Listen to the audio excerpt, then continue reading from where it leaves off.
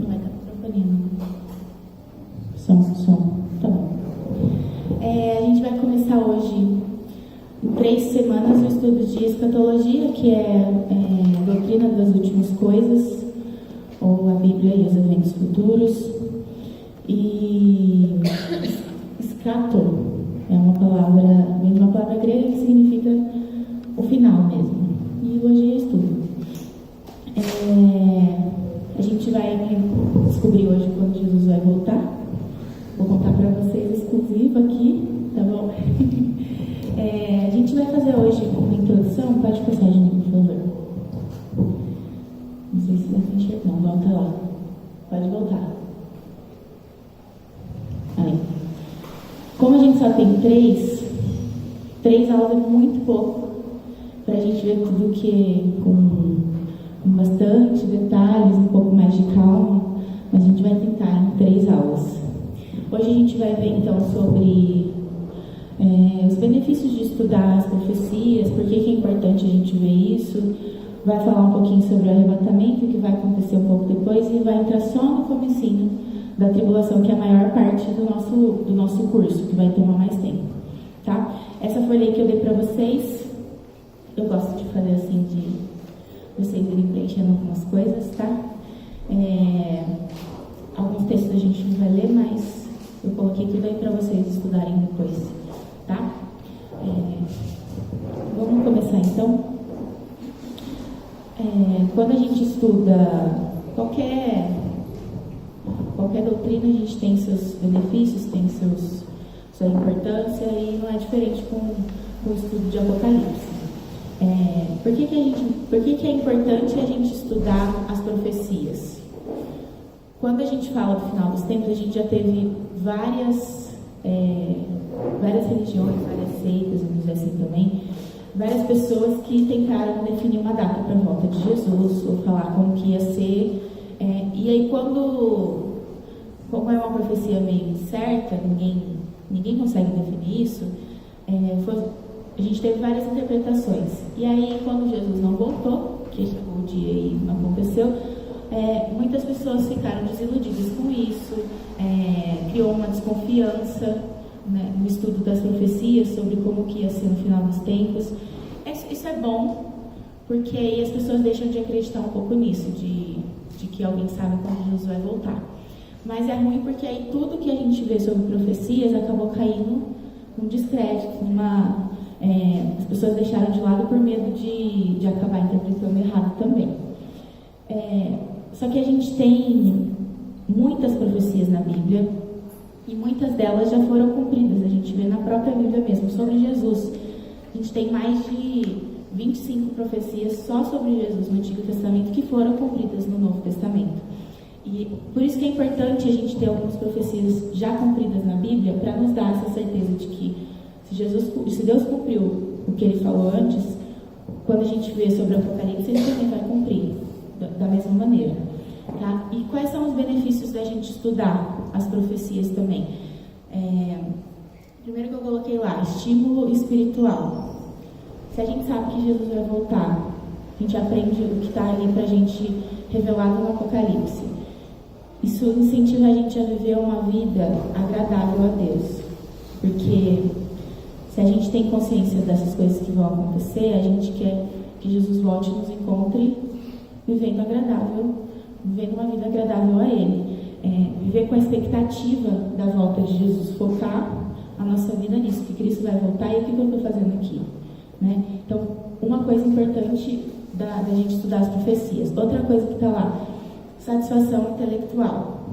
Esse estudo de escatologia não é uma coisa assim, por isso que está mais no bases bíblicas no nosso curso. Não é tanto de prática cristã, a gente não tem muita prática aqui cristã no livro de Apocalipse, mas traz para a gente uma satisfação de estudar e conseguir entender o que essas profecias estão trazendo para a gente.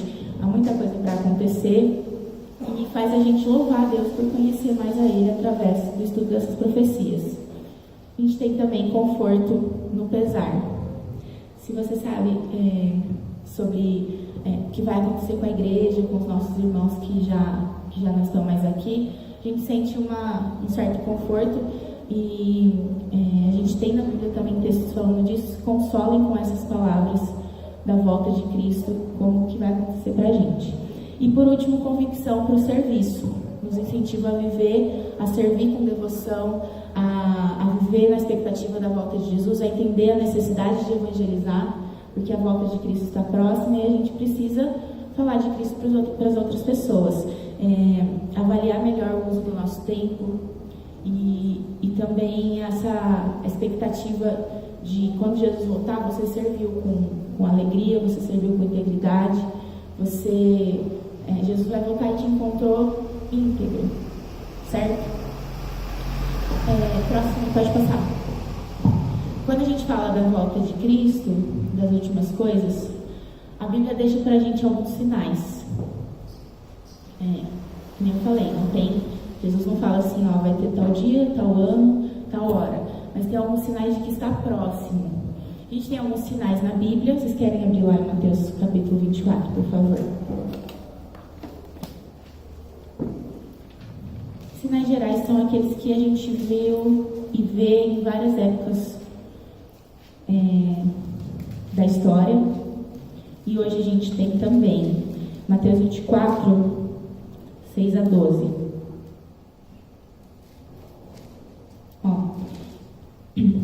E ouvirei de guerras e de rumores de guerras. Olhai e não vos assusteis, porque isso tudo acontece, mas ainda não é o fim. Porquanto se levantará nação contra nação, reino contra reino. Haverá fomes, pestes e terremotos em vários lugares, mas todas estas coisas são o princípio de dores. Então vos hão de entregar para seres atormentados e matar-vos-ão. Serei odiados de todas as gentes por causa do meu nome. Nesse tempo muitos serão escandalizados e trairão uns aos outros, e uns aos outros se odiarão. Surgirão muitos falsos profetas que enganarão a muitos, e por se multiplicar a iniquidade, o amor de muitos esfriará. Coisas que a gente já viu acontecer há muito tempo atrás, e hoje acontece também. Isso aqui são palavras de Jesus, ele dizendo as coisas que iam acontecer no final. Hoje a gente vê guerras, rumores de guerras, pessoas traindo umas às outras, o amor das pessoas esfriando, quanta coisa ruim a gente vê acontecendo, crueldade, as pessoas se odiando, brigando por coisas minúsculas. São sinais de que está perto do princípio de dores, como Jesus fala aqui no texto. São coisas que já aconteceram e agora a gente tem de maneira um pouco mais evidente até. Fome também, terremotos e... como fala? Isso tudo aí tem um termo geral que eu esqueci. Catástrofes, isso, naturais, desastres naturais. E a gente tem um outro sinal específico, que é a apostasia. Alguém sabe o que é apostasia? Abandono da fé, isso mesmo. Abre lá em 1 Timóteo capítulo 4, versículo 1. Se quer achar, pode ler, por favor. 1 Timóteo 4, 1.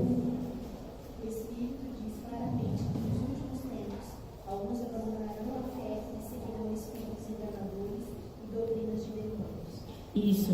A gente tem a apostasia e não é só em assuntos secundários sobre a Bíblia, sobre os ensinamentos de Cristo. É sobre a coisa principal da nossa fé, que é a natureza de Cristo, a natureza divina de Deus.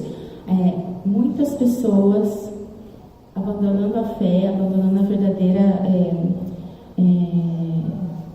natureza de Cristo, sobrenatural, pregando outras coisas, pessoas que antes eram, sim, que falavam da Bíblia, ensinavam, criam, e hoje abandonam e pensam outras coisas, criam outras denominações e outras vertentes aí, e isso é um sinal muito claro, específico, de que o tempo do fim está próximo. A apostasia é abandono da fé de muitas pessoas, tá? E por último, o último sinal é Israel, que a gente chama de o relógio de Deus. É o sinal mais claro. Tudo que vocês virem atualmente sobre Israel tem a ver com a volta de Cristo, sobre como que vai acontecer no final. Pode passar, Juninho, por favor. A gente vê hoje, e já há algum tempo, muitos judeus voltando para Israel. Se você pesquisar lá no Google, judeus voltando para Israel, você tem judeus na França, judeus na Inglaterra, judeus nos Estados Unidos, judeus em vários países no Brasil, voltando em massa para Israel. A gente tem uma profecia sobre isso. Eu coloquei para vocês, não. Abre lá em Isaías, capítulo 11.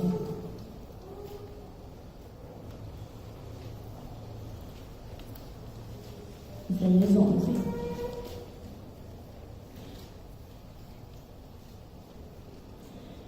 Isaías 11, versículo 11 e 12. E há de ser que naquele dia o Senhor tornará para a sua mão para adquirir outra vez o remanescente de seu povo, que foi deixado da Assíria, do Egito, de Patros, da Etiópia, de Elã, de Sinar, de Amarte e das ilhas do mar. E levantará um estandarte entre as nações, ajuntará os desterrados de Israel e os dispersos de Judá, congregará desde os 4 confins da terra. Eles foram espalhados por desobediência, é uma forma de castigo que Deus deu para eles também, de espalhados pelo mundo, e Deus promete trazer eles de volta no final. A gente tem outros textos também de profecias, e a Bíblia diz que uma vez que eles estiverem lá de volta, eles não vão ser mais forçados a sair de lá, porque aí tudo vai começar a acontecer com eles. É bem recente a volta do Estado de Israel, né? Em 1948, eles conseguiram a posse lá de Jerusalém também, de uma parte, e isso é conflito eterno entre eles e os palestinos ali, né? E tudo isso foi acontecendo depois de muito tempo que eles estiveram longe, estiveram sem nada, e agora eles estão voltando, conseguiram algumas coisas há pouco tempo. Deus abriu um parênteses para tratar com a gente, que não é judeu, né? Nós somos gentios, e agora ele vai voltar a tratar com eles. É disso que se trata a tribulação.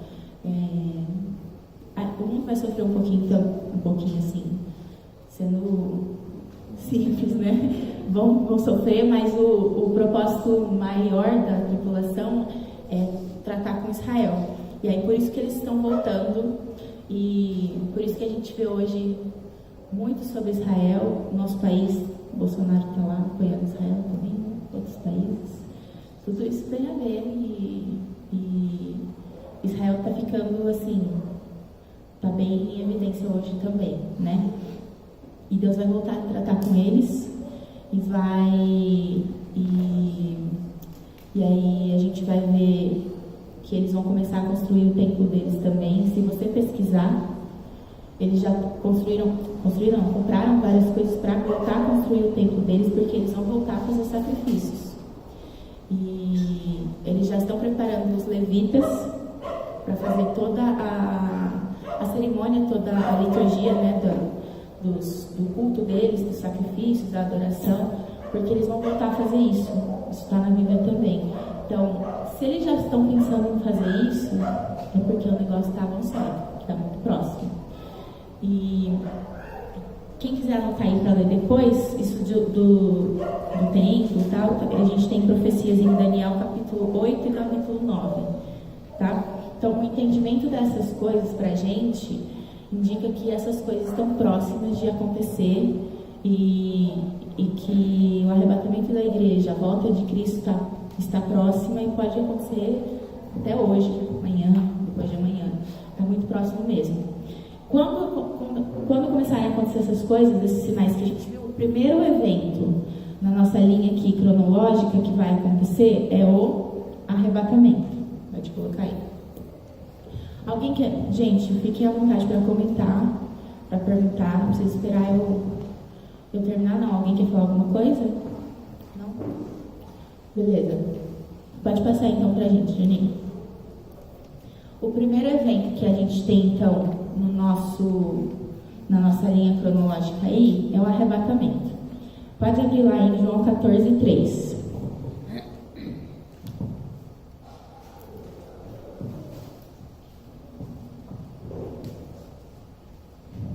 Que é um texto bem conhecido. João 14:3. E quando eu for vos preparar lugar, virei outra vez e e vos levarei para mim mesmo, para que onde eu estiver, estejais vós também. O arrebatamento é a remoção da igreja para o encontro de Jesus nos ares. Tem só um pequeno detalhe aqui, uma diferença. Jesus não vai voltar aqui na terra, colocar os pés aqui na terra para nos buscar. A gente vai se encontrar com Ele nos ares. Então, é uma volta de Cristo, mas ainda não é a volta de Cristo mesmo. Ele vai estar nos ares para subir a gente, né? Então, é o primeiro acontecimento. A gente não tem como saber quando que vai ser. Vai acontecer no mesmo instante no mundo inteiro. Todas as pessoas salvas de todo o mundo, desde o começo da igreja e até o último dia que Cristo voltar, todas elas, vivas e mortas, vão se encontrar com Jesus nos ares. É um evento, como eu coloquei, programado. Só Cristo, só Deus sabe, né? Mas é programado. É relevante para a gente, para a igreja, e não para Israel e para outros que a gente vai ver depois, mas é para a igreja, tá? O retorno de Cristo, o resultado é que a gente vai estar com Cristo e a igreja vai ser retirada desse mundo.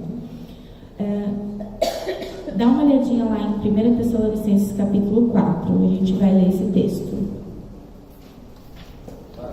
Interessante pontuar que nesse momento a minha Espírito Santo sai do mundo também. Sim, junto com a igreja. A gente vai ver isso também. 1 Tessalonicenses, capítulo 4. Sumiu aqui da minha Bíblia.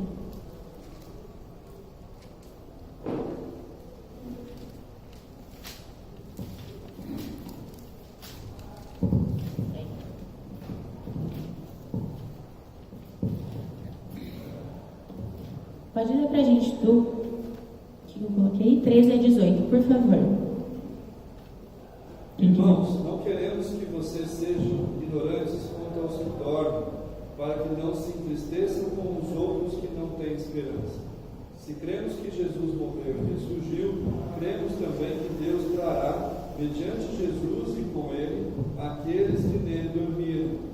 Dizemos a vocês, pela palavra do Senhor, que nós, os que estivermos vivos, os que ficarmos até a vinda do Senhor, certamente não precederemos os que dormem. Pois, dada a ordem, com a voz do arcanjo e o ressoar da trombeta de Deus, o próprio Senhor descerá dos céus, e os mortos em Cristo ressuscitarão primeiro.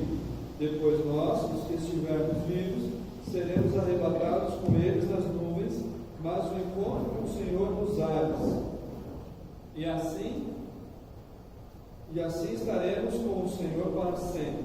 Consolem-se uns aos outros com essas palavras. Isso, Paulo escreveu aí para essa igreja porque eles estavam sofrendo perseguição e eles estavam preocupados com aqueles irmãos que já tinham morrido, o que ia acontecer com eles quando Jesus voltasse.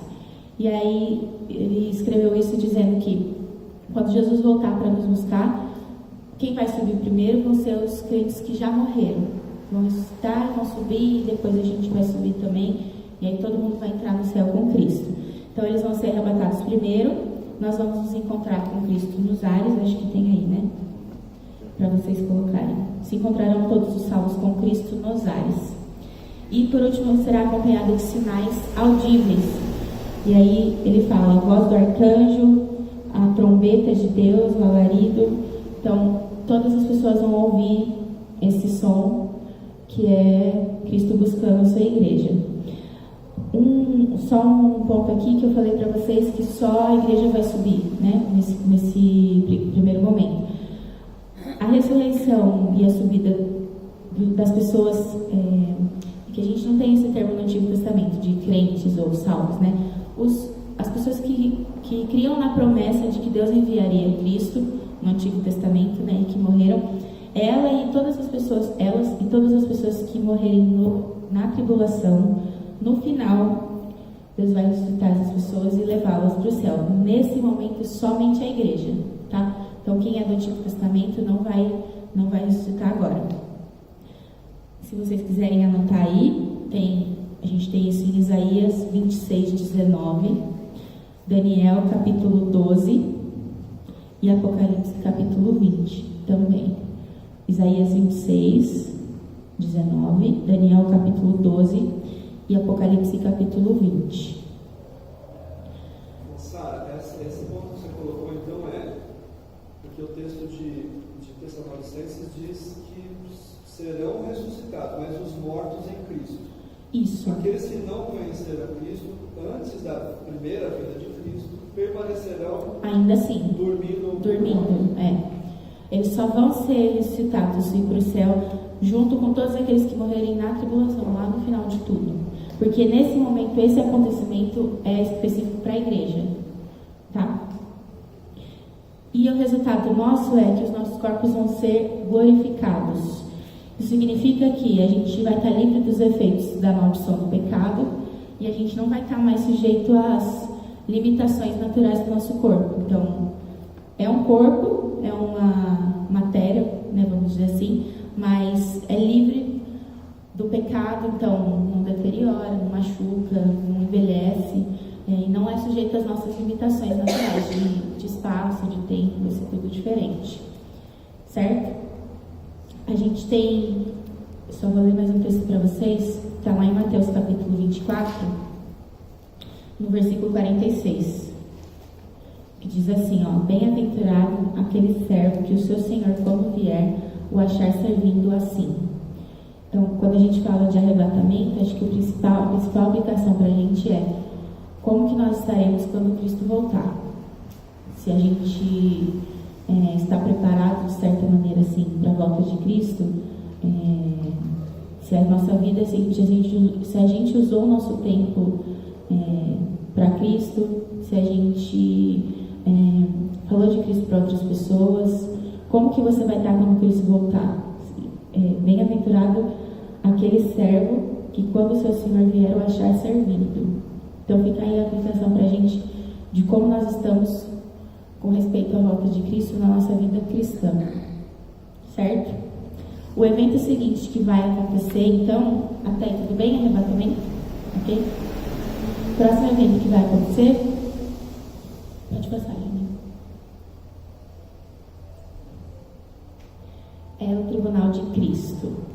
E aí esse tribunal também é pra gente que subiu, pra igreja.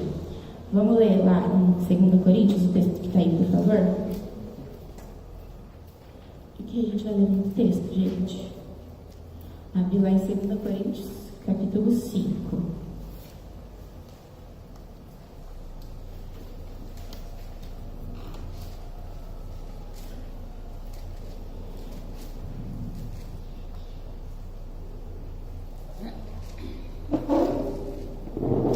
Todo mundo achou? Lá no versículo, eu não vou ler tudo não, vamos ler só o versículo 10. Porque todos devemos comparecer ante o tribunal de Cristo, para que cada um receba segundo o que tiver feito por meio do corpo, ou bem ou mal. É um julgamento somente para a igreja, para os salvos arrebatados, vai acontecer no céu. E o assunto é a nossa conduta de vida enquanto a gente estava aqui, depois que nós fomos salvos por Cristo. Por que que isso vai acontecer? Porque todos nós somos responsáveis pela nossa vida individualmente diante de Deus. Então, as nossas obras, tudo que a gente faz aqui, vão ser provadas, estão sendo vistas por Deus. É importante que todos nós nos apresentemos diante de Deus individualmente. Eu não vou responder por você, você não vai responder por mim. E aí, as pessoas vão ser recompensadas individualmente também, e devidamente recompensadas. E através disso, Cristo vai ser glorificado pelas coisas boas que a gente fez aqui na Terra. Quando que isso vai acontecer? Se é na nossa conduta de vida aqui até Cristo voltar, e é só para os salvos no céu, então vai acontecer logo após o arrebatamento, quando a gente estiver lá no céu. E a nossa recompensa vai ser entregue ali. Cristo vai entregar galardões para a gente, são essas recompensas. Vocês podem preencher aí na folha de vocês, porque é necessário, né? Para que as obras dos crentes sejam provadas, né? Para que cada um se apresente individualmente diante de Cristo. para que todos os salvos sejam devidamente recompensados e para que Cristo seja glorificado individualmente por cada cristão, por cada crente. Sim. Interessante falar que a responsabilidade individual é anterior a Cristo. Essa responsabilidade individual está acredita lá, não sei se é em Ezequiel, se não me engano. Então, ou seja, antes mesmo da vinda de Cristo, a responsabilidade foi individualizada. Cada um dará conta de si, e não a responsabilidade coletiva. Aqui é Ezequiel capítulo 18. Depois, quem quiser dar uma olhada, ou seja, já no Velho Testamento, Deus já estabeleceu que a responsabilidade seria individual, porque até então era o chefe da família e toda a família sofria as consequências, mas a partir daquele momento não, passou a ser individual. Só falei aqui porque isso é um evento para a igreja, então a gente trata só da igreja, mas é verdade, isso mesmo. Então, vocês preencheram aí, né? Quando será o julgamento, a recompensa será entregue na ressurreição dos justos. Vocês podem preencher aí, que é depois que todos nós subimos, tá? Resultados vistos nesse julgamento. Desculpa. Sim. A recompensa será entregue na ressurreição dos justos.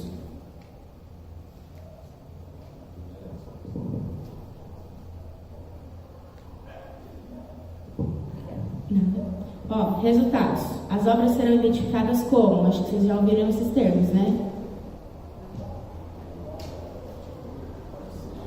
Madeira, feno, palha, ouro, prata e pedras preciosas. Isso mesmo.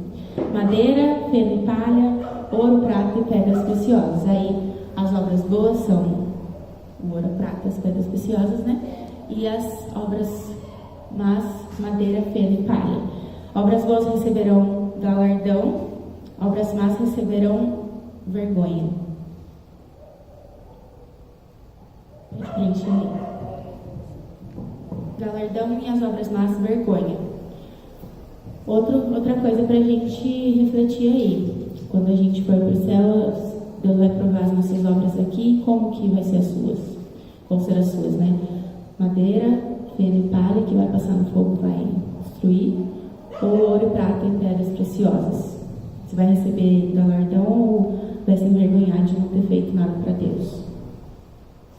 E uma coisa muito importante, que é o último ponto ali, não é um tribunal de condenação.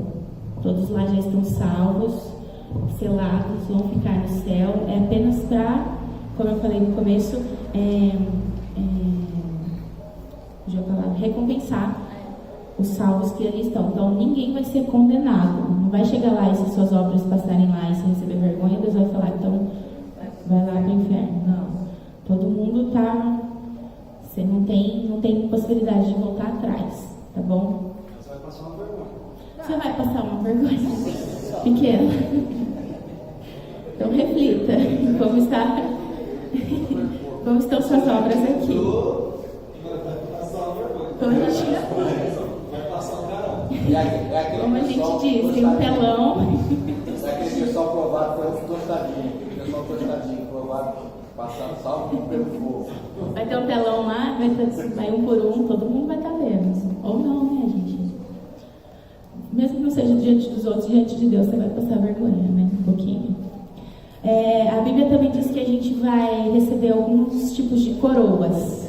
Está aí na página de trás para vocês. A primeira coroa, vamos fazer assim? Nina, abre para mim, por favor, 1 Coríntios 9, 25. Rafinha, abre para mim, por favor, em 1 Tessalonicenses 2, 19. Renata, abre, por favor, em 2 Timóteo 4, 8. O que mais? Gabi, Tiago 1, 2. E Marquinhos, por favor, 1 Pedro 5, 4. Aí a gente vai lendo todos.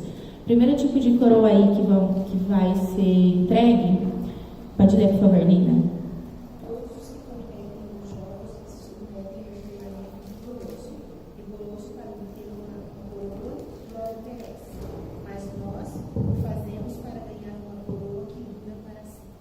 Isso, ou uma coroa aí, uma palavra só, incorruptível. Pode passar, por favor, Juninho. Todas as pessoas que dominam a velha natureza receberão uma coroa incorruptível. Próximo texto, 1 Tessalonicenses 2,19. Pois quem é a nossa esperança, alegria ou coroa em que nos gloriamos perante o Senhor Jesus na sua vinda? Não são vocês? De fato, vocês são a nossa glória e a nossa alegria. Isso, ele está falando para as pessoas que estão levando o Evangelho e que estão vendo outras pessoas serem salvas. Então, a segunda coroa é de alegria para todos aqueles que levam outros a Cristo.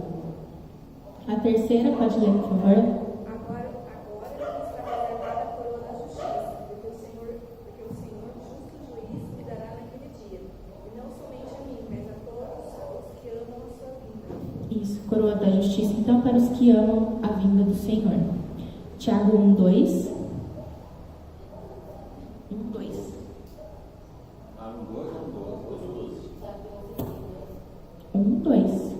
Ai, então. Ai, desculpa, gente.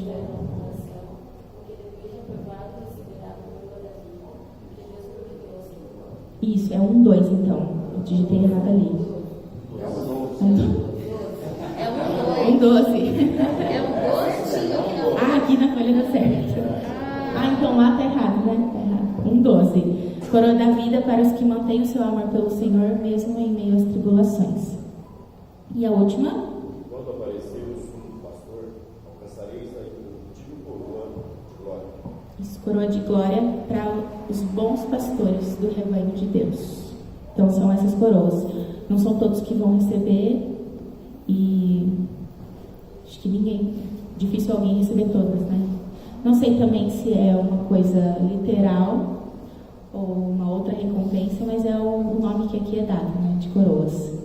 Então, todos nós como cristãos deveríamos considerar esse tribunal e se a gente desperdiçou a nossa vida aqui diante de Cristo quando a gente estiver lá. Certo? Até aí tudo bem? Próximo. Passa aí, Juninho, por favor.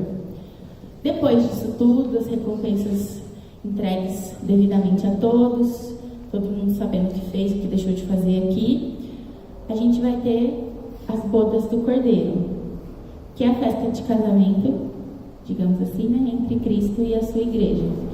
A gente tem, então, Cristo representado na figura do noivo e a igreja representada na figura da noiva. Essa união entre nós e Cristo para sempre. E aí a gente não vai estar mais longe de Cristo nunca mais. É uma festa de casamento, uma festa mesmo, então, assim, de um nível que a gente nem imagina como vai ser, né? Quando que vai acontecer? Depois do tribunal e vai provavelmente até o final da tribulação, quando Cristo vai voltar com a gente aqui na Terra, que a Bíblia diz que nós vamos descer com Cristo. A gente não pode dizer assim que o arrebatamento não, o tribunal e as bodas do Cordeiro vai ter um tempo, vai acontecer tudo enquanto está tendo a tribulação aqui, que a gente vai ver depois. E a tribulação, que a gente vai ver hoje também, vai durar 7 anos. Eu não posso dizer que o tribunal vai durar 3 anos e meio e a bodas do Cordeiro vai durar 3 anos e meio também. Mas, entre esse tempo todo do que vai acontecer aqui, a gente vai ter esses 2 eventos no céu pra gente. Então, assim, a gente acho que não vai ficar preocupado querendo saber o que está acontecendo aqui na Terra depois que a gente subiu, né? Ficar pensando nisso lá. Vão acontecer as duas coisas. Depois, no final da festa, a gente vai descer com Cristo aqui no final da tribulação para ver Cristo derrotar todo mundo. Tudo bem até aqui? Tribunal, arrebatamento e bodas do Cordeiro.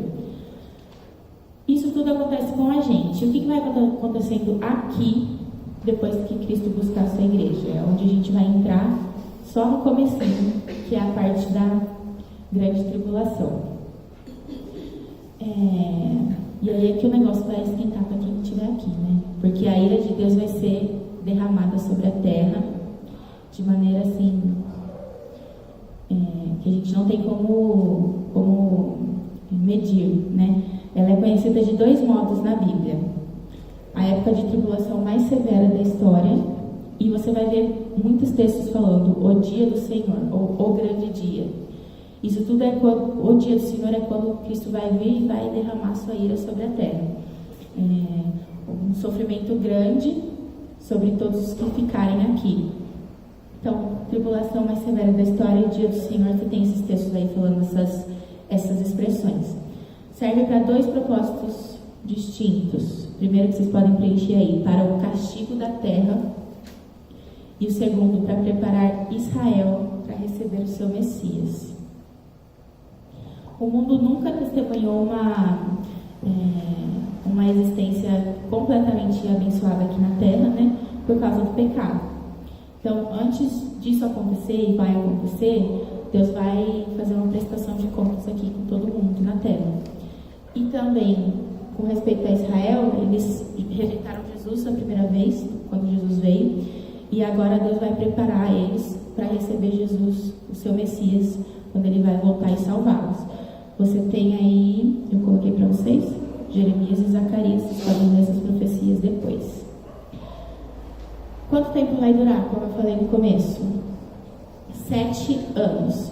Mas por que vai durar 7 anos? Como a gente sabe disso? Coloca aí, por favor, Juninho. A gente tem uma profecia em Daniel que diz pra gente e que indica pra gente por que vai durar 7 anos e da onde veio esses 7 anos e o que aconteceu antes. Então vamos abrir lá em Daniel, capítulo 9.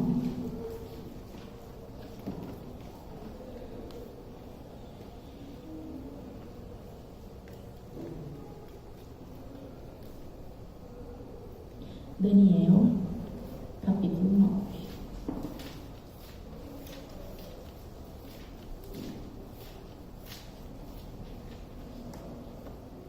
A gente vai ler os versículos 20 a 27. Alguém pode ler, por favor? Enquanto eu estava falando e orando, confessando o meu pecado e o pecado de Israel, meu povo, e trazendo o meu pedido ao Senhor, meu Deus, em favor do seu santo monte, enquanto eu ainda estava em oração, Gabriel, o homem que eu havia visto na visão anterior, veio voando rapidamente para onde eu estava, à hora do sacrifício da tarde. Ele me instruiu e me disse: Daniel, agora vim para dar-lhe percepção e entendimento. Assim que você começou a orar, houve uma resposta, que eu lhe trouxe porque você é muito amado. Por isso, preste atenção à mensagem para entender a visão. 70 semanas estão decretadas para o seu povo e sua santa cidade, a fim de acabar com a transgressão, dar fim ao pecado, expiar as culpas, trazer justiça eterna, cumprir a visão e a profecia e ungir o Santíssimo. Saiba e entenda que a partir da promulgação do decreto que manda restaurar e reconstituir Jerusalém até que o ungido, o príncipe, venha, haverá 7 semanas e 62 semanas. 62 semanas. Ela será reconstruída com ruas e muros, mas em tempos difíceis. Depois das 62 semanas, o ungido será morto e já não haverá lugar para ele. A cidade e o lugar santo serão destruídos pelo povo do governante que virá. O fim virá como uma inundação. Guerras continuarão até o fim e desolações foram decretadas. Com muitos ele fará uma aliança que durará uma semana. No meio da semana, ele dará fim ao sacrifício e à oferta. E uma ala do templo será colocada o sacrilégio terrível, até que chegue sobre ele o fim que lhe está decretado. Isso. Daniel é como um apocalipse do Antigo Testamento. Ele tem algumas profecias e onde a gente vê elas sendo cumpridas, ou quando elas vão ser cumpridas, é em Apocalipse. E vem dessa visão, então, de Daniel, das 70 semanas, que a gente sabe que serão 7 semanas, 7 anos de tribulação. A tribulação aqui é identificada como a semana 70. Como fala 70 em cardinal? 70ª? Isso. Certo. A 70ª semana. Tem a ver, gente, isso aqui exclusivamente com Israel e com Jerusalém. Por isso que a gente diz que a tribulação é um momento que Deus vai tratar com Israel. O que significa, então? Essas 70 semanas não são semanas de dias. Essa palavra aí que é usada é uma palavra que significa semana de anos. Então, uma semana de anos, 7 anos, certo? Uma semana de dias, 7 dias. Cada dia é um ano. Então, se você tem 70 semanas, 70 vezes 7, 490, no geral, assim. Você tem, então, Deus dá 490 anos que Ele tratou, está tratando e vai tratar com Israel. E eles entendiam muito bem essa palavra que Daniel usou, porque para eles eles tinham 6 anos para cuidar da terra, e o 7º ano, que era o ano sabático, que eles diziam, a terra descansava. Então, 6 anos plantavam, um ano descansava. Se plantavam, um ano descansava, e dava de 50 em 50 anos, eles tinham um jubileu deles, que era a festa que eles faziam na colheita. Então, para eles era comum essa ideia, ou esse conceito de uma semana de anos. Então, essa palavra aí que eu coloquei para vocês, Shavua, significa semana de anos. O calendário deles, para ele, é muito familiar essa palavra. E tudo que acontece aqui que Daniel profetiza, que ele recebe essa visão, na verdade, são coisas que não tem como já ter acontecido se a gente fosse seguir uma ordem de semanas, de dias. Porque aí daria 490 dias, um pouco mais de um ano, e muitas coisas aqui não aconteceram ainda. Então não tem como ser de dias, por isso que a gente fala de anos. E ele vai falando aqui pra gente, quando começou essas 70 semanas?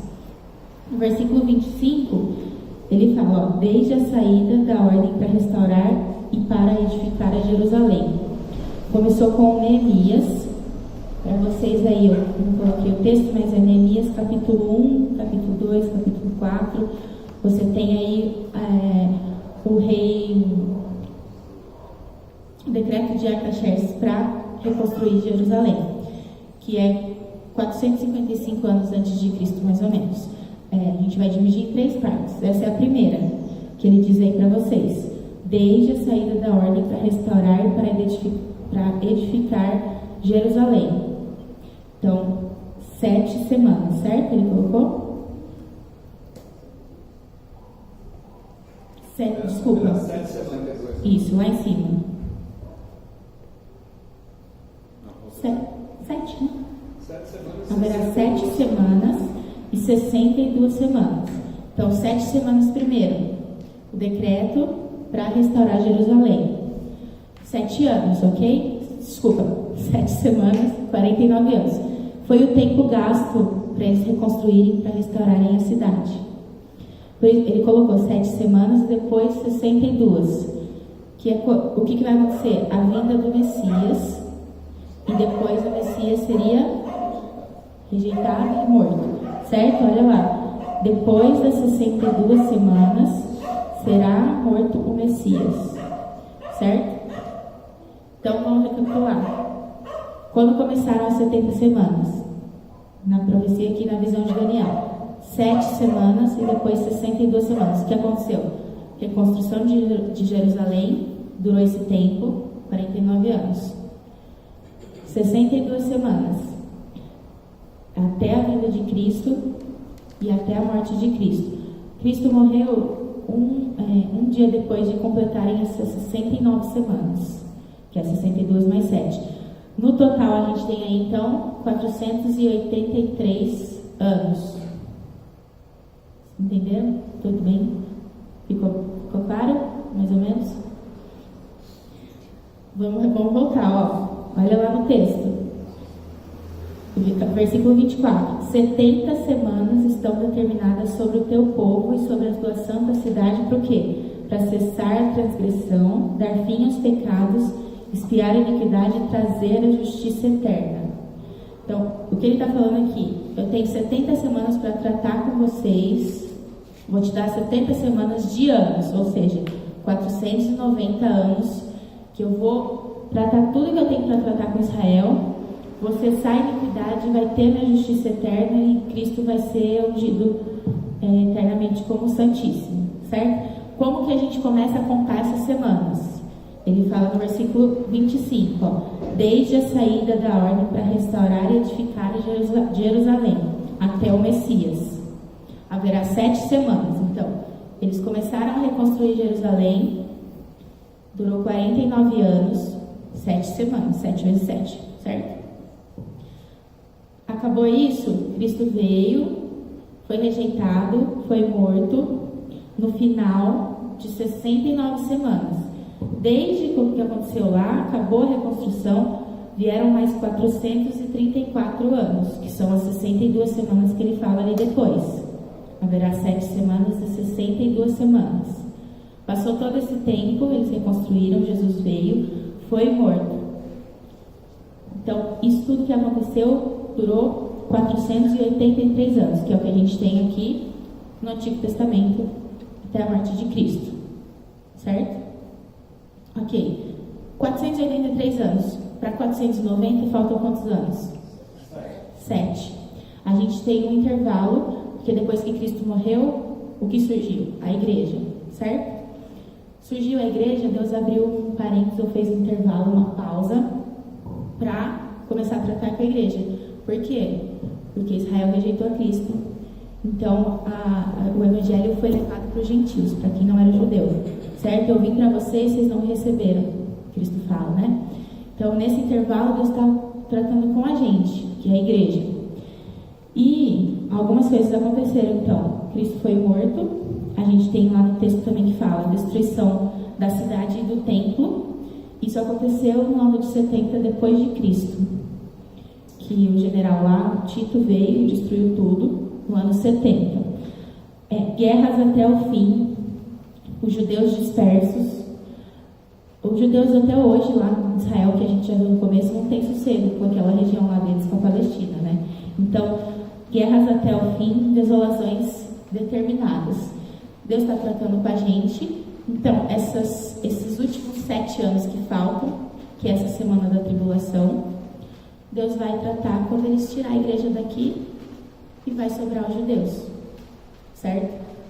Importante pontuar também, a gente está falando de judeus, povo de Cristo, que não são salvos como nós, porque você pode ter judeus hoje que se converteram e são parte da igreja, certo?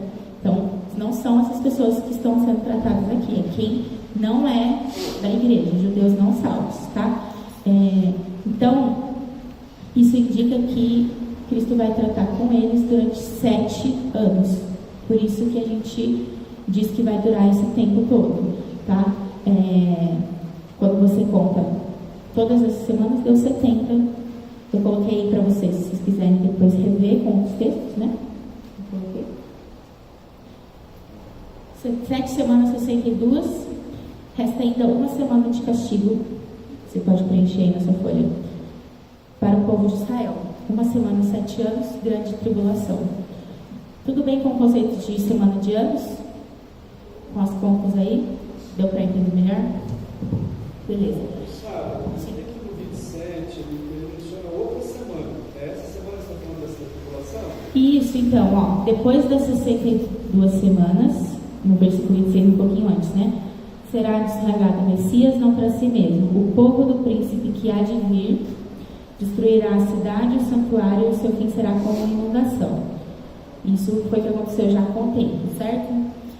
Até o fim haverá guerra e serão determinadas as assolações. E ele firmará a aliança com muitos por uma semana, que é a última semana que falta.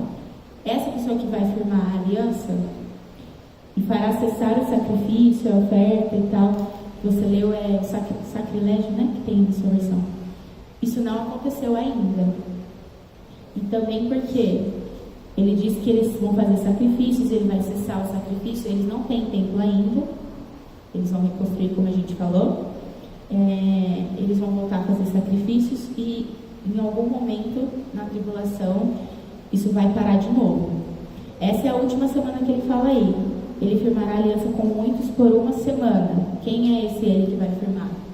O anticristo, que a gente vai ver na próxima semana. E ele diz também, ó,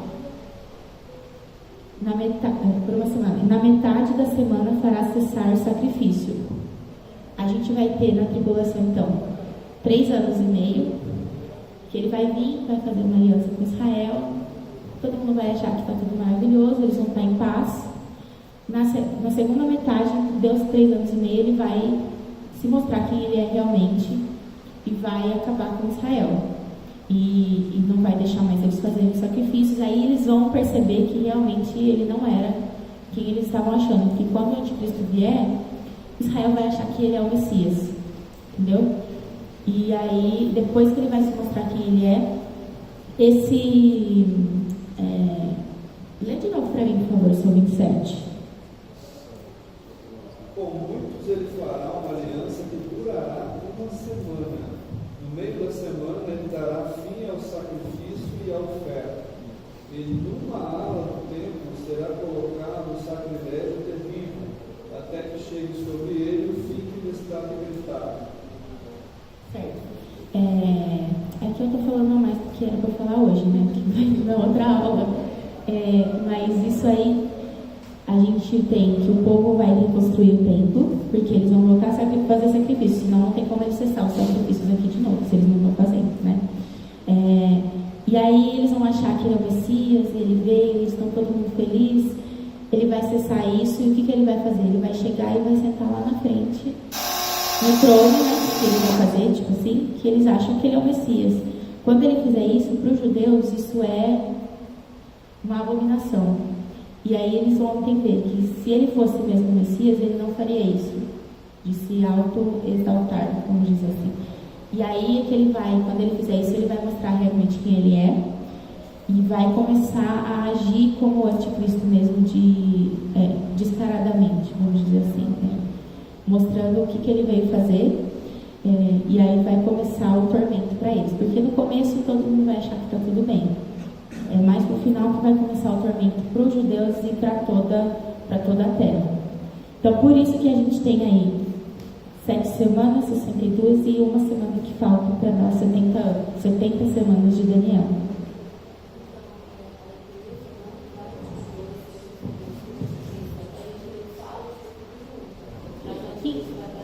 Então, o que acontece? Primeiro, só queria abrir um parênteses aqui. O que eu estou falando, a gente tem mais 2 visões, 2 linhas de pensamento além da minha, tá? Segundo uma interpretação bíblica, igual o Renato está estudando lá em cima, essa é uma ordem cronológica que faz sentido de acordo com o que a gente lê, tá? Mas você tem igrejas com visões, linhas de pensamento que diz que a igreja vai estar na tribulação, ou que a tribulação já está acontecendo, entendeu? Então, a gente tem aqui o que eu estou passando para vocês, que acabou a igreja, Cristo veio buscar, vai começar isso.